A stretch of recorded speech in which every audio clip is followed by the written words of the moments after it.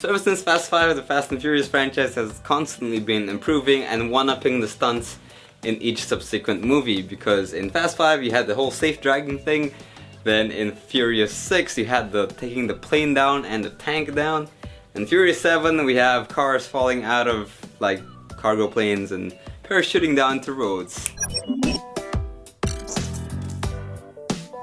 So Furious 7, or Fast and Furious 7, it is of course the latest installment in the Fast and Furious franchise, which has actually grown to be, I think, one of the best and most enjoyable action movie franchises that we have right now. So ever since Fast 5, the movie has been improving every subsequent sequel, and Furious 7 is definitely no exception. There's some really crazy stunts in this movie, like you've probably seen the trailer where they dropped the cars out of the plane, and the coolest thing about it is that they actually did that. They actually dropped cars from a cargo plane.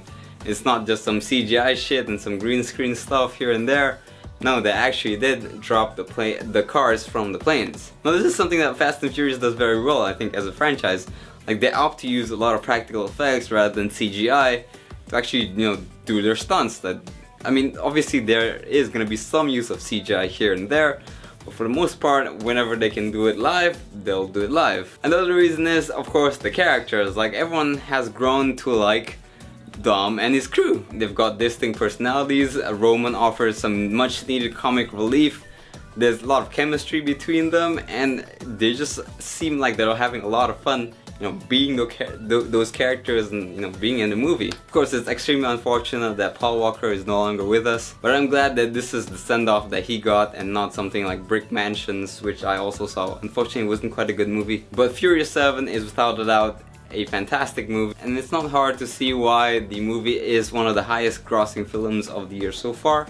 I think it's broken the 1 billion record in like under 2 weeks, or just 2 weeks, or just a little over 2 weeks. But seriously guys, like, despite how ridiculous some of the stunts are and how unrealistic things are in the Fast and Furious movies, you can't deny that they're extremely entertaining as action films. I mean, yeah, they're not gonna be winning any Oscars soon, but hell, it's like a good time in the cinema, and that's a lot of people, that's just what they want. That's what I kind of want. This is a movie that you can comfortably buy tickets for, sit down with a bunch of popcorn, and just have a great time with. It's an action movie that knows exactly what it is, and it plays its strength really well, with a likable cast that you can relate to over the course of a couple of movies. So you guys, at the end of the day, Fast and Furious 7 is nothing more than an extremely entertaining action movie that you should definitely check out, especially if you follow the series from 1 to 6.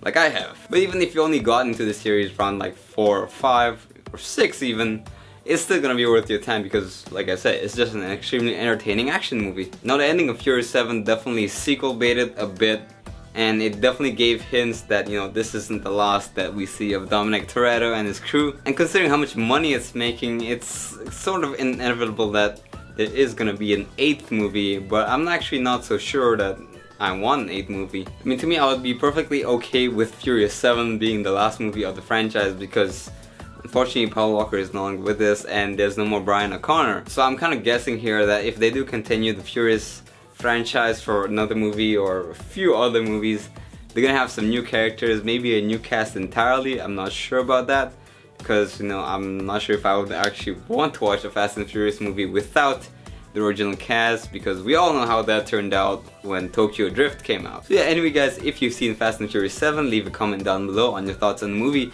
and if you think there will be an 8th Furious movie with the same cast or with a different cast, or what do you think of an 8th movie in general. And if you like this review, please hit that like button because it does help me a lot. Remember to subscribe for even more movie reviews, and I'll see you guys next time.